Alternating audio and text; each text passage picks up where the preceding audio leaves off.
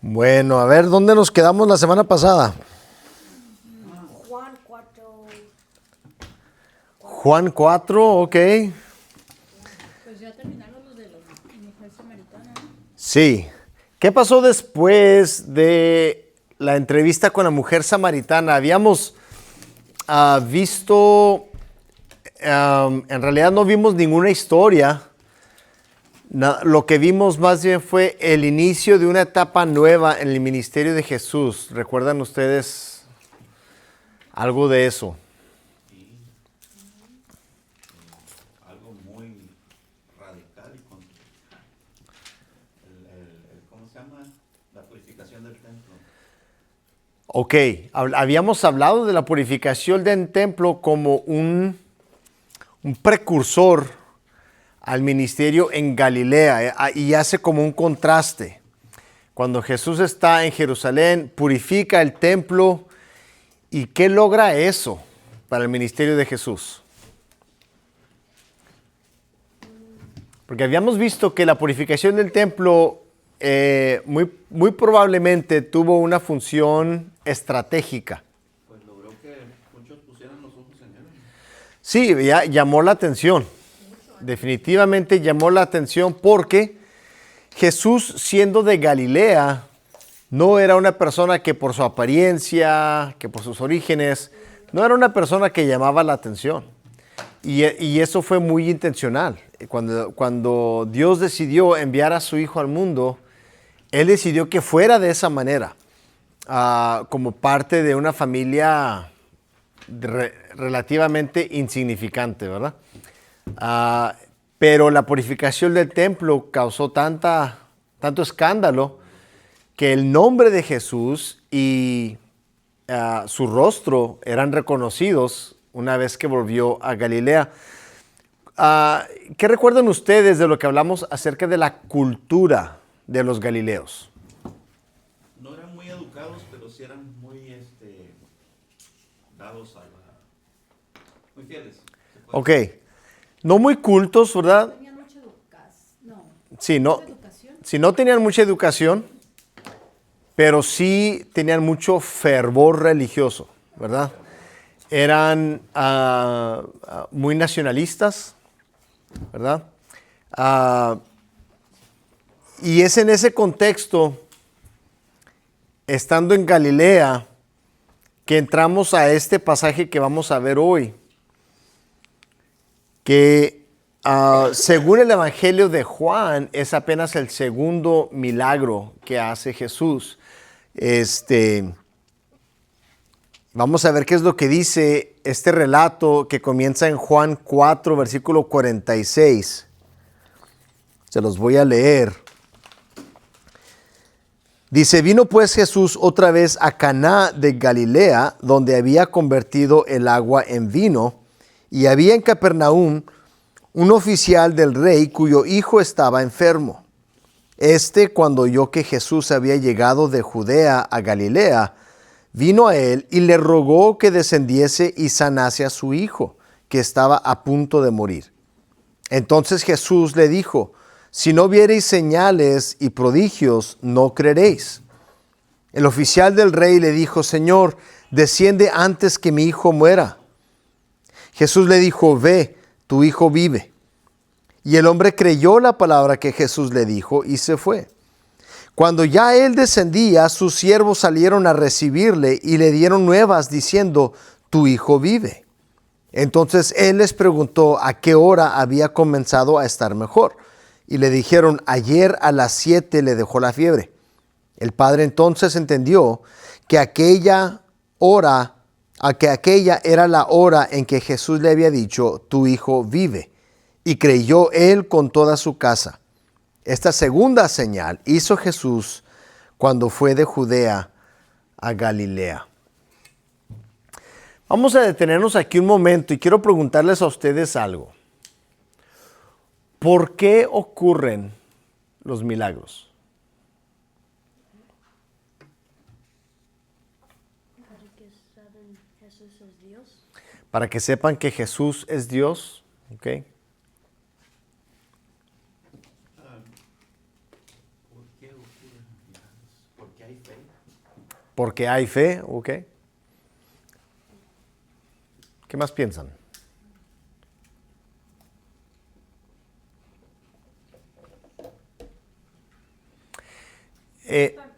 Sí, adelante. Estaba corriendo ahorita, también para que haya como testigos, Ok, testigos que miren lo que ha pasado. ok.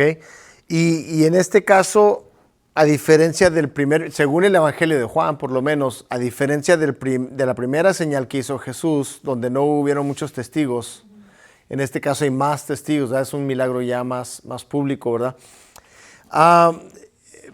Vamos a ver aquí el inicio, y curiosamente el Evangelio de Juan no nos da muchos milagros. En todo el Evangelio solamente ocurren 7 milagros en Juan. Uno es el donde convierte el agua en vino, este es el segundo. Después de eso tenemos unos cuantos otros, incluyendo la resurrección de Lázaro, que solamente aparece en el Evangelio de Juan. De hecho, la mayoría de los milagros que Juan relata, solamente los relata Juan. Pero curiosamente, este no es uno de los que solamente él relata, o puede ser que no sea el único. Hay otro milagro muy similar que ocurre en Mateo 8 y en Lucas 7. Si me acompañan ahí, vamos a leer ese. ¿Mateo o Lucas? Vámonos con Mateo.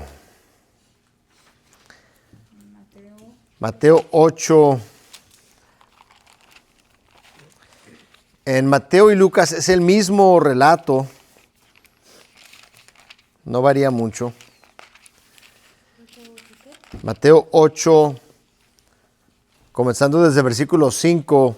Y entrando Jesús en Capernaum, vino a él un centurión rogándole y diciendo: Señor, mi criado está postrado en casa, paralítico, gravemente atormentado. Y Jesús le dijo: yo iré y le sanaré. Respondió el centurión y dijo: Señor, no soy digno de que entres bajo mi techo. Solamente di la palabra y mi criado sanará. Porque también yo soy hombre bajo autoridad y tengo bajo mis órdenes soldados, y digo a este: ve y va, y al otro: ven y viene, y a mi siervo: haz esto, y lo hace. Al oírlo Jesús se maravilló y dijo a los que le seguían: de cierto os digo que ni aun en Israel he hallado tanta fe. Y os digo que vendrán muchos del oriente y del occidente y se sentarán con Abraham, Isaac y Jacob en el reino de los cielos, mas los hijos del reino serán echados a las tinieblas de afuera. Ahí será el lloro y el crujir de dientes. Entonces Jesús dijo al centurión: ve, y como creíste te sea hecho. Y su criado fue sanado en aquella misma hora. Hay varias similitudes en estos dos relatos, tanto de los sinópticos como el de Juan, por lo que algunos dicen a lo mejor es el mismo milagro, o puede que sean dos milagros diferentes. ¿Cuáles son algunas de las similitudes que ustedes notaron entre los dos pasajes? Que solo tuvo que decir la palabra para que se hiciera el milagro. Ok, solamente con su palabra sanó en ambos casos, ¿verdad? ¿Qué más? Que alguien más pidió el milagro, no la persona afectada. Ok, no el necesitado, sino alguien más pidió el milagro por él, sí. ¿Qué más? Ambos creyeron. Ambos creyeron.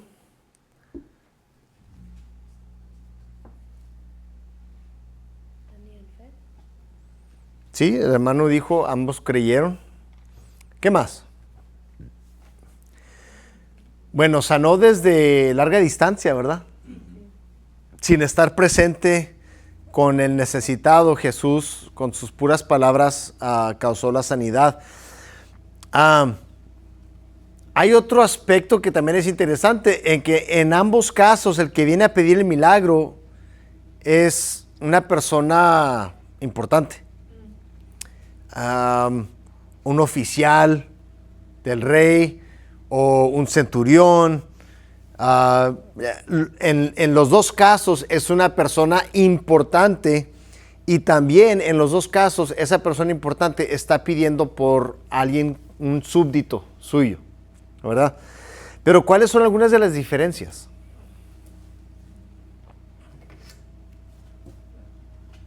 Pues uno era un súbdito y otro era un hijo. Ok, y ahorita vamos a hablar un poco más acerca de eso, pero sí, ¿verdad? ¿Era su hijo o era un Pues en Juan dice mi siervo, ¿verdad? No, perdón, en Mateo dice mi siervo, en Juan dice mi hijo. Ahorita le vamos a rascar un poquito más a esas dos palabras. aparte, en Mateo, reconoce que él no es digno. Ok. Sí, en el centurión en Mateo, él es el que le dice a Jesús que no entre a su casa, ¿verdad? Y por eso Jesús no descendió. En el caso de Juan, el papá pide que Jesús vaya, pero Jesús no va.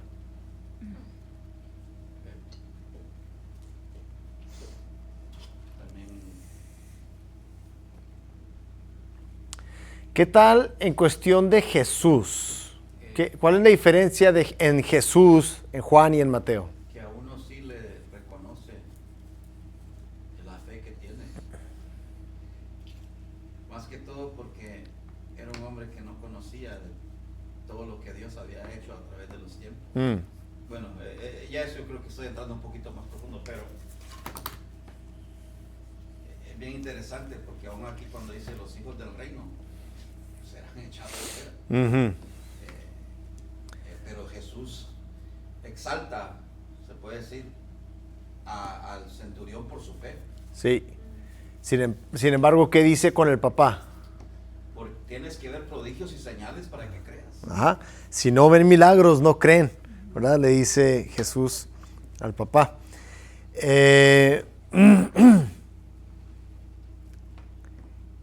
Hay otra diferencia.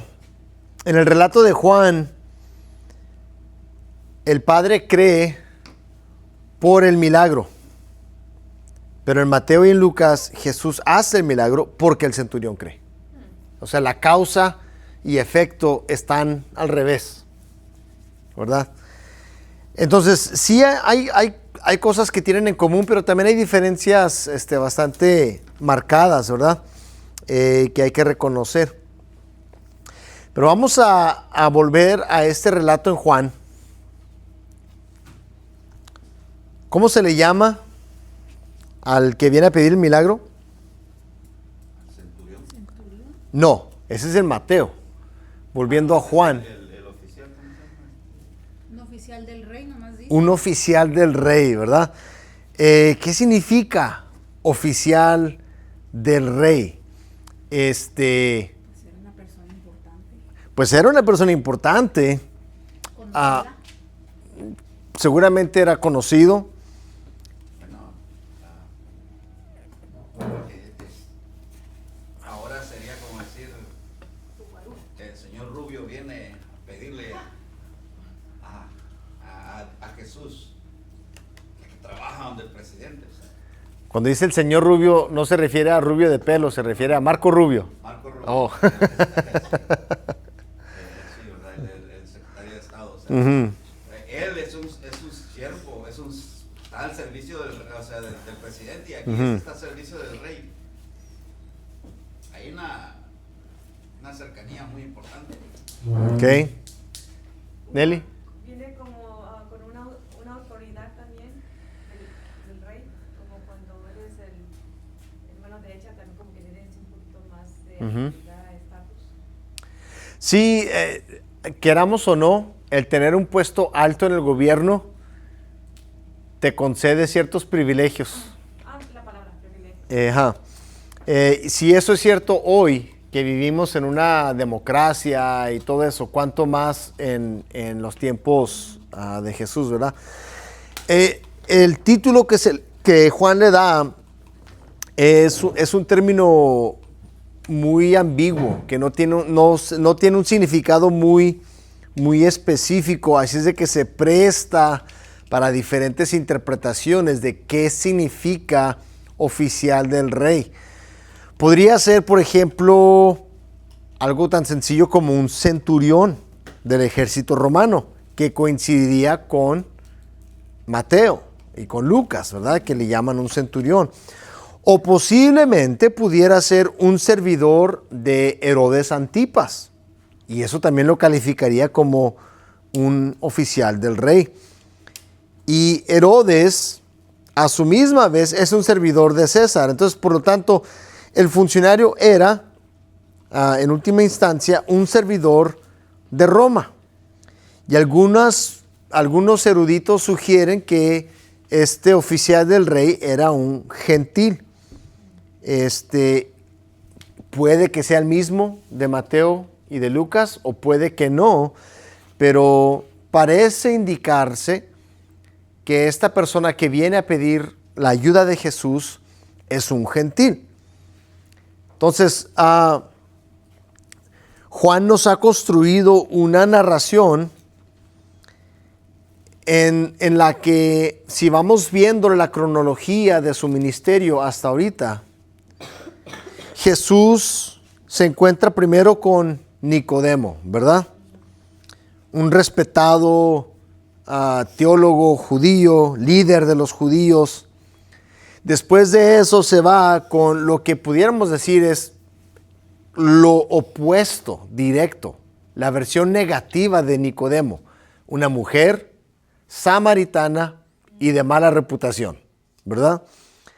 Y ahora llega a tener este diálogo con un servidor del rey. Y francamente no importa si es un oficial del rey Herodes, que sería dentro del gobierno judío, o si es un servidor directo de Roma, porque a fin de cuentas vienen a hacer lo mismo. ¿Sí me explico? Y otra vez, es muy probable que haya sido un gentil. Entonces, ven ustedes este patrón.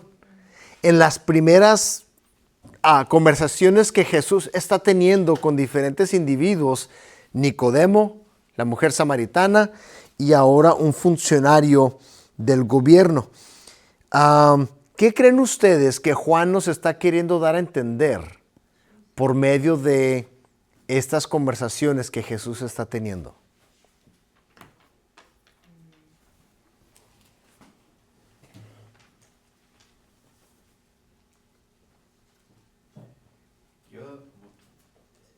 El libro de Romanos, hermano, estos evangelios están muy conectados a Romanos. Uh-huh.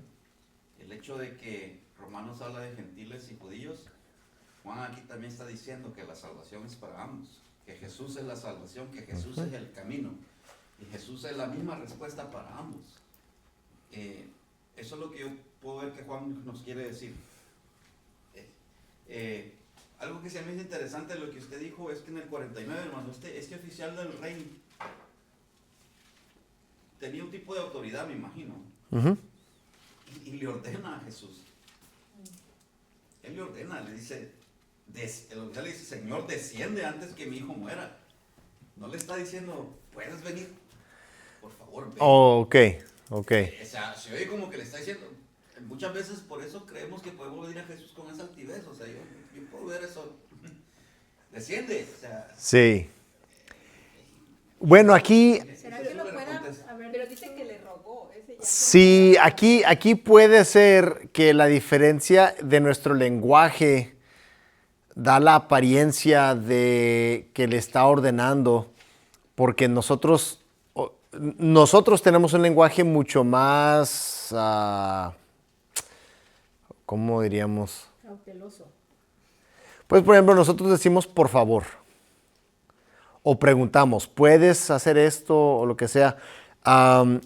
Pero es como cuando habíamos visto que Jesús le dice a María, ¿qué quieres conmigo, mujer? Pero en realidad no es que Jesús le está hablando golpeado a su mamá, es el sentimiento de sus palabras no se traduce correctamente al español, solamente las palabras literalmente, ¿no? Entonces, sí falta un por favor, ¿verdad? O falta un signo de interrogación ahí, Pero yo creo que más bien el tono del papá es uno de una rogativa, una desesperación. Ajá. Directo, algo directo. Aparte, con la pregunta que hiciste, estamos viendo que siento que como que les está enseñando que no es, o sea, la salvación es para todos, o sea, no está yendo nomás con los judíos o a ciertas personas, o sea, está yendo con diferentes, pues con la mujer samaritana, y ahora con un centurión, con alguien importante, y luego con Nicodemo, o sea, pues es para todos. Sí, y no se nos puede olvidar que también la conversación con Nicodemo es algo de inclusión. También ellos, también los judíos, aunque sean fariseos, aunque sean lo que sea, también para ellos, o sea, Jesús está mostrando que Él viene para todos, ¿verdad? Él viene tanto para judíos, samaritanos y gentiles, viene para personas con una teología sana, una teología errónea y hasta con una ideología quizás hasta pagana, ¿verdad? Él viene por todos. Y noten ustedes el contraste que hay entre la manera que Jesús trata a Nicodemo, a la mujer samaritana y al oficial del rey, a comparación con cómo trató a la gente en el templo, a los que están vendiendo en el templo y todo eso. Noten ustedes el trato que Jesús hace para con estos y aquellos otros, ¿verdad? Cambia mucho.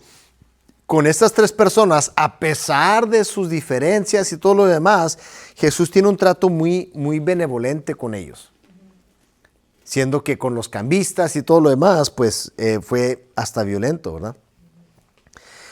Pero aquí el Señor Jesús nos recalca una relación tensa que existe entre la fe y los milagros, y por eso les preguntaba yo al principio, ¿por qué ocurren los milagros? Esto que Jesús le responde al papá, yo creo que encapsula la actitud de Jesús a través de todo su ministerio. La actitud de Jesús relacionándose con el fenómeno de los milagros. La reacción de Jesús ante la petición del papá parece como si estuviera irritado. Parece como si le molesta que el papá le está pidiendo que vaya y sane al hijo. ¿Cómo le dice? Si no ven señales y prodigios, ¿verdad? Jesús comprendió que el problema de la falta de fe era común. Porque le está diciendo al papá, pero le está diciendo en plural. Está hablando con el papá, pero se lo está diciendo a todos los que están ahí. ¿Sí me explico? Estas palabras que el Señor Jesús usa tienen un significado. Y Juan las está usando con un propósito muy específico. ¿Qué es lo que le dice el Señor Jesús? Si no viereis señales y prodigios, no creeréis. Vamos a ver qué es lo que significan estas palabras. Primero, la palabra señal. Esto viene del griego semeión. Y esto significa más que un milagro o un acontecimiento extraordinario, como si fuera magia. ¿Ok? Una señal es más que un fenómeno sobrenatural. Es un acontecimiento que se considera de gran significado, como si apuntara a alguna verdad superior. ¿Sí me explico? En otras palabras,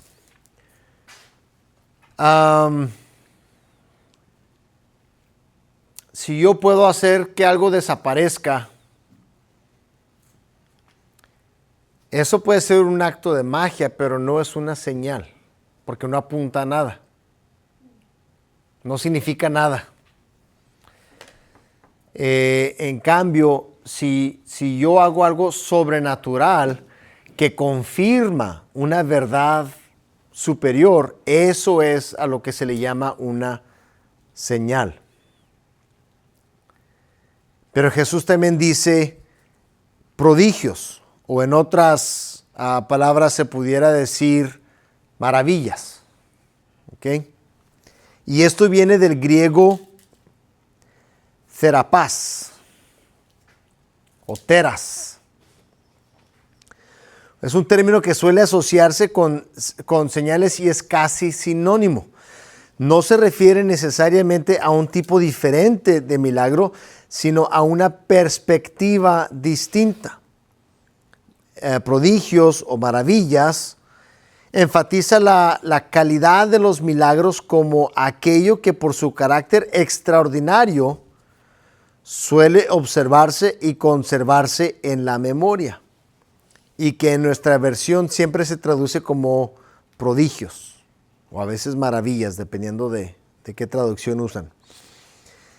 Entonces, es el milagro considerado como algo sorprendente o imponente. En otras palabras, el otro día estábamos aquí platicando con una familia y me estaban relatando algo que experimentaron ellos. La hermana Berta Deresaw estaba contando cómo una noche, hace muchos años, cuando sus hijos estaban chiquitos todavía, se le descompuso su carro en el camino a medianoche, en un lugar peligroso. Y que de la nada apareció una camioneta viejita, una pickup viejita, y en ella venían una pareja de ancianos. Y los dos se bajaron y fueron con ella, y le dijo el Señor, abre tu cofre, y en 2 segundos algo hizo y el carro volvió a andar. Y le dijo, vete directo a tu casa y no te detengas. Y luego desaparecieron. Bueno, ok, no apunta a nada necesariamente ese evento, pero es algo que se le quedó muy grabado en su mente. Y para ella eso le confirmó que Dios estaba cuidando de su familia. Entonces, son a veces eventos que del punto de vista diferente tienen otro efecto. El mismo evento del punto de vista de Jesús es una señal, porque Jesús por medio del milagro está señalando a una cosa. Pero desde el punto de vista del papá, por ejemplo, es un prodigio, una maravilla, porque a él se le queda grabado como algo especial que ocurrió. Entonces, en conjunto, Jesús está diciendo que a menos que Él realice actos sobrenaturales y sorprendentes que demuestren su divinidad, la gente no va a creer.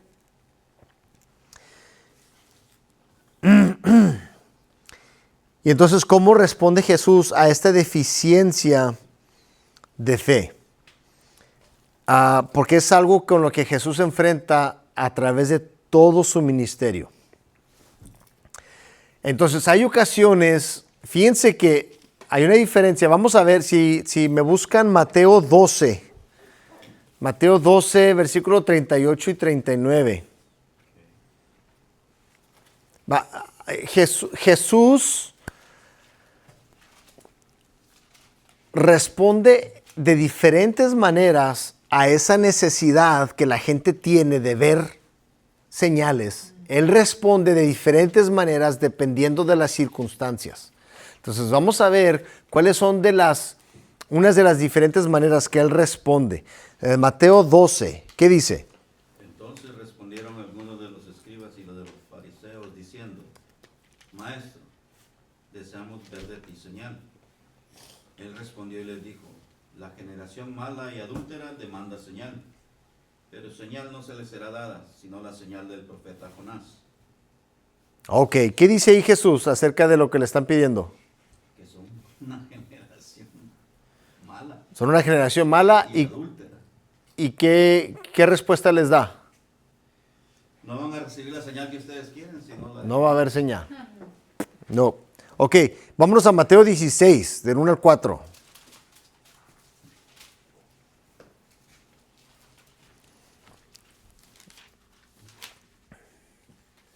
Vinieron los fariseos y los saduceos para tentarle y le pidieron que les mostrase señal del cielo. Mas él respondiendo les dijo, cuando anochece decís buen tiempo, porque el cielo tiene arrebores, y por la mañana hoy habrá tempestad, porque tiene arreboles el cielo nublado. Hipócritas, sabéis distinguir el aspecto del cielo, mas las señales de los tiempos no podréis. La generación mala y adúltera demanda señal, pero señal no les será dada sino la señal del profeta Jonás. Y dejándoles. Ok, entonces tenemos dos ocasiones en el mismo Evangelio de Mateo que le exigen una señal directamente. O sea, quieren la pura señal. Y en ambos casos Jesús se niega a darles lo que le están pidiendo. Pero si nos vamos a Juan, al capítulo 20, versículo 29,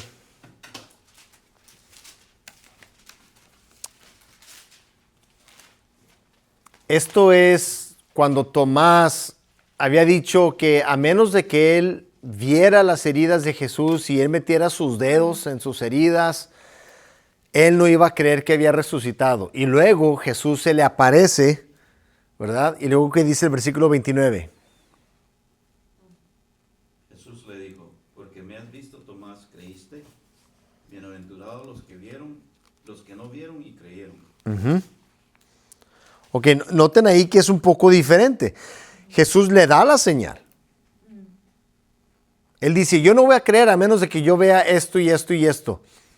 Y a mí me impacta mucho que Jesús, en vez de castigarlo, sí le da la señal que Tomás exigió. Pero dice, más bienaventurados son los que sin ver han creído. Fíjense lo que dice Primera de Pedro, capítulo 1, versículo 7. Dice, para que sometida a prueba vuestra fe, mucho más preciosa que el oro, el cual, aunque perecedero se prueba con fuego, sea hallada en alabanza, gloria y honra cuando sea manifestado Jesucristo. En otras palabras, la fe es puesta a prueba. Según de Corintios, capítulo 5, versículo 7,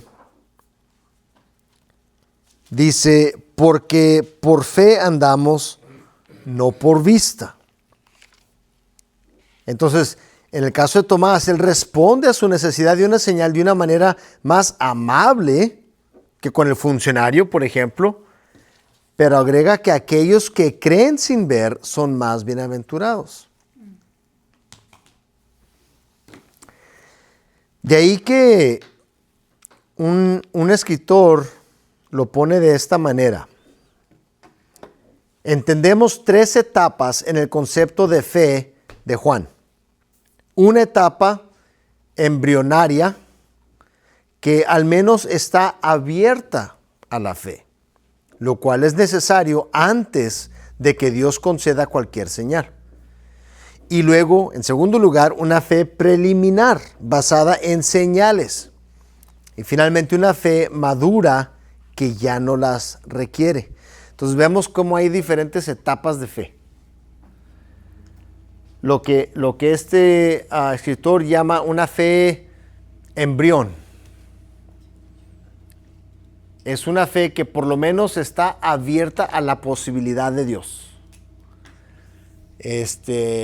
Dice el escritor de Hebreos, es necesario que todo el que quiera acercarse a Dios crea primero que le hay y que es galardonador de los que le buscan. Eso es mínimo. Pero la segunda etapa de la fe es una fe preliminar. Es una fe que todavía no está puesta totalmente en Jesús, pero que si ve algo, puede entonces poner su fe en Jesús. Si ve alguna evidencia de Jesús, puede entonces poner su fe en Jesús. Y finalmente una fe madura que ya no requiere esas señales. So, en la fe preliminar es donde estaba Tomás, más o menos. Sí, yo diría que estaba en una etapa preliminar, porque él dice, si yo no veo, no lo puedo creer. La posibilidad ahí está, ¿verdad? Él está dispuesto a creer, pero necesita ver evidencia primero.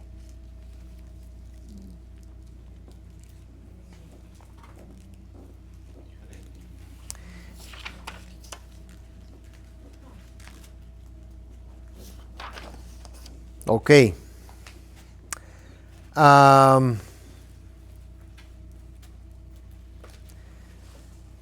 Para este primer milagro,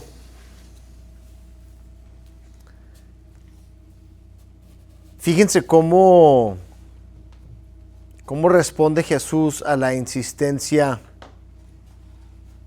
del oficial. Primero que nada, no accedió a la petición de ir a su casa.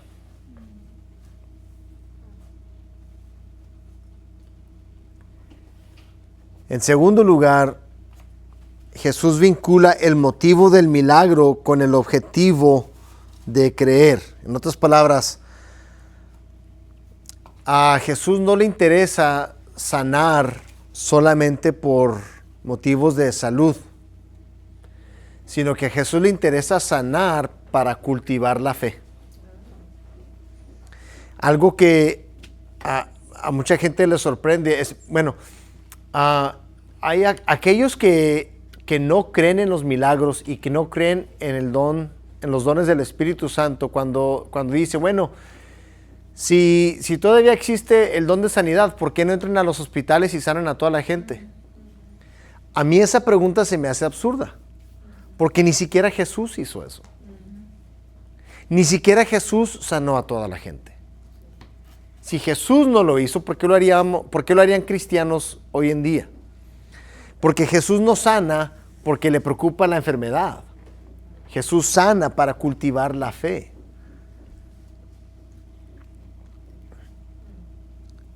Y tercero, definitivamente lo envía al papá, y esto se me hace bien interesante porque evidentemente el papá viajó desde lejos, porque no fue hasta el siguiente día que se topó con sus siervos.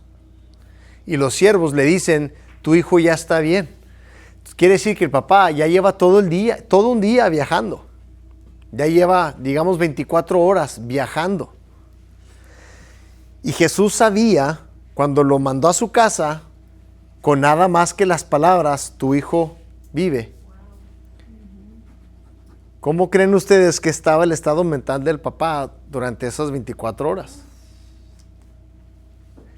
Sin celular, sin radio, sin nada.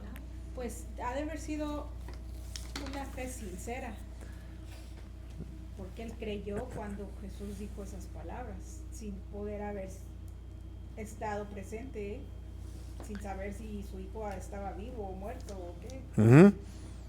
Porque se me viene a la mente las veces que dices, no, sí creo, pero tiene uno esa sensación de, no, pero ¿y si no? Pues fíjense aquí, porque en este caso Jesús le dice, si no ven milagros, no creen. Pero no le dice al papá, hágase como creíste. Así le dice al centurión. Pero al papá no le dice, hágase como creíste. Le dice, si no ves milagros, no crees. Vete a tu casa, tu hijo va a estar bien. Entonces, durante todo ese tiempo, el papá, sin ver la sanidad de su hijo, tiene que reflexionar en su fe. Yo estaba pensando que tal vez el papá ya sabía de Jesús o que ya se rumoreaba que Jesús estaba haciendo algo como para venir con esta fe, no sé. Sí, sí, porque ¿por qué fue a pedirle a él, verdad? Y seguramente es porque Juan se está adelantando, ¿verdad? En su relato, este es el segundo milagro de Jesús, pero sabemos que a través de los evangelios sinópticos de que Jesús había hecho algunas otras cosas. Por ejemplo, la pesca milagrosa, ¿verdad? Ya habíamos visto eso al principio de su ministerio, pero sí, seguramente tenía alguna fama Jesús de tener habilidad, o mínimo por su reputación de ser un rabino piadoso y justo, mínimo el papá esperaba que él intercediera por su hijo, que orara por él, ¿no?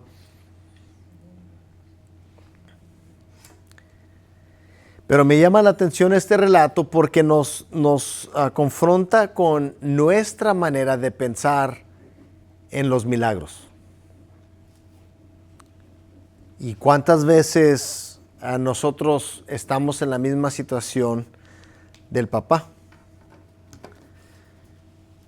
¿De qué maneras muestra la iglesia hoy en día una fe mejor o peor que la de este papá?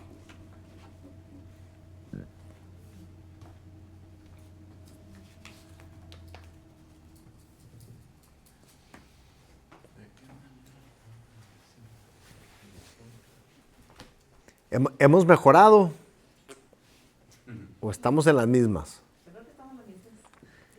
Un poquito más. No sé. Un poquito peor, dice. Un poquito para adelante. No sé. Yo creo que también Es que sería difícil generalizar. de nuestra madurez. Tengo un pariente que su papá no estudió nunca, pero estaba al frente de una iglesia y pues sabía mucho porque leía y todo y le gustaba. Falleció el papá, o sea, él se crió en la iglesia. Tiene un hijo, se enfermó y lo llevó a hacerse una limpia. Entonces yo una vez le dije, oye, pero ¿cómo se te ocurre? ¿En qué cabeza cabe? Sí. Si nosotros creemos en Dios y en la voluntad de Dios, uno va a rogarle a Dios que proceda y que limpie o cure a nuestros hijos, pero también vamos a aceptar si no lo hace. Y su respuesta de él me dijo, que yo dije, bueno, cada quien dice, cuando ya hiciste de todo, dice, es como que era lo último que tenía que hacer. Sí. Y dije, ¿qué es todo? La confianza en Dios. Bueno, y aunque no lo crea, no es tan raro eso, hermana. Es triste, pero no es raro eso que usted dio. Quizás no todos llegan al grado de hacer una limpia, pero ahorita le digo algo acerca de eso. Hermano, ¿iba a decir algo? Estaba diciendo algo. No estaba pensando en lo que dijo usted. Es que no se puede generalizar que la iglesia en sí, en total, en su todo, ha mejorado o está mejor. Porque sí, yo creo que sí hay quienes en la iglesia que muestran una fe como la del centurión. Uh-huh. Pero todavía hay quienes en la iglesia muestran una fe como la del hombre, como la de Tomás. O sea, yo me pongo a pensar, Tomás, que caminó con Jesús 3 años y medio, que escuchó una y otra vez, yo soy la resurrección, yo voy a resucitar, yo voy a volver, miren esto, miren lo otro, o sea, toda la palabra en sí viva ahí, presente, y todavía necesitar una señal para creer de que verdaderamente Jesús había resucitado. Me ayuda en muchas cosas a mí. Me ayuda a comprender que tenemos un Dios que es muy compasivo. Uh-huh. Y nosotros no somos compasivos. Nosotros juzgamos muy rápido. Pero Jesús no. Él entiende la desesperación, entiende todas estas cosas. Y aún así está dispuesto a mostrarse. Pero uno quiere crucificar al cristiano que hace cosas indebidas. Jesús no es así.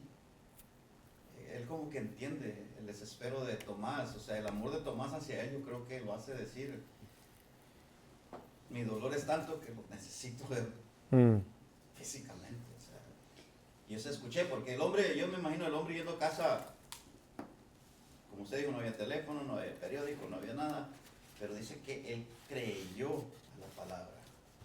Él iba, yo creo que iba de lo más tranquilo. Y según lo que leo el relato, no se muestra una... ¡Ah! ¿Está vivo? No, él dice a qué horas. Como quien dice, confirmando lo que había creído. Sí. Ahora tal. Es bien interesante, hermano, pero si la iglesia ha mejorado, yo creo que en muchas cosas sí. En otras sigue igual. Quizás. El tema que toca la hermana es común y a veces no nos damos cuenta lo común que es, porque no todos van al extremo de hacer una limpia y cosas así.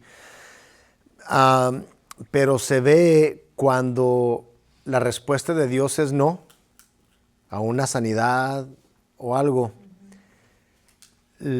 cómo la gente se desilusiona de Dios y cómo se alejan de Él porque no hizo la sanidad. Y eso se ve muy seguido. Y lo que eso quiere decir es de que entonces para mí es más importante la sanidad de mi ser querido que mi fidelidad a Dios. ¿Sí me explico? Es más importante que mi hijo sane que serle fiel a Dios. Y esa es la fe condicional con la que Jesús está lidiando. O sea, a menos de que yo les dé lo que ustedes quieren, no creen. Pero necesitan creer aún sin recibir esas cosas. Entonces, a diferencia de, por ejemplo, cuando murió Lázaro, y como le dice María, si hubieras estado, no hubiera muerto. Pero ven ustedes cómo ella no rechaza a Jesús. O sea, lo que ella está diciendo es cierto. Si Jesús hubiera estado ahí, él pudo haber sanado a Lázaro. Pero ella no rechaza a Jesús. Ella no le dice, ya no vuelvas no te quiero volver a ver. No le dice, ya no eres bienvenido en mi casa. Nada de eso. Ella sigue deseando esa comunión y relación con Jesús, aunque no sanó a su hermano y ella sabía perfectamente que lo pudo haber hecho. ¿Sí me explico? Entonces, esa es la clase de fe que Jesús quiere. Sí, claro, donde podemos pedir, ponemos nuestras peticiones, pero aun si Él no responde como queremos, nuestra fe sigue intacta. Vamos a detenernos ahí por mientras. No sé si alguien tenga alguna pregunta o comentario.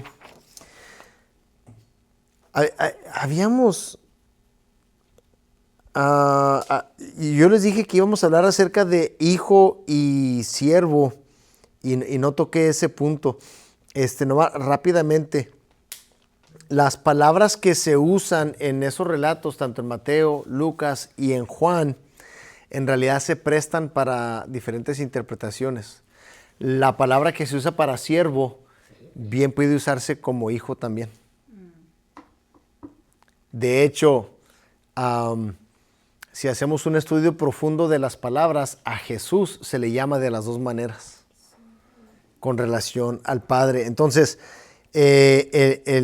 los términos que Juan y Mateo y Lucas usan se prestan para pensar de esta persona que fue sanada tanto como siervo o como un hijo. De ahí que una de las teorías es de que el siervo, si es que era un siervo tan estimado del centurión que lo consideraba como un hijo, que no era algo tan fuera de lo común. Bueno, si no hay alguna otra cosa, hermanos, vamos a orar y luego nos despedimos. Hermano Roberto, ¿quiere orar?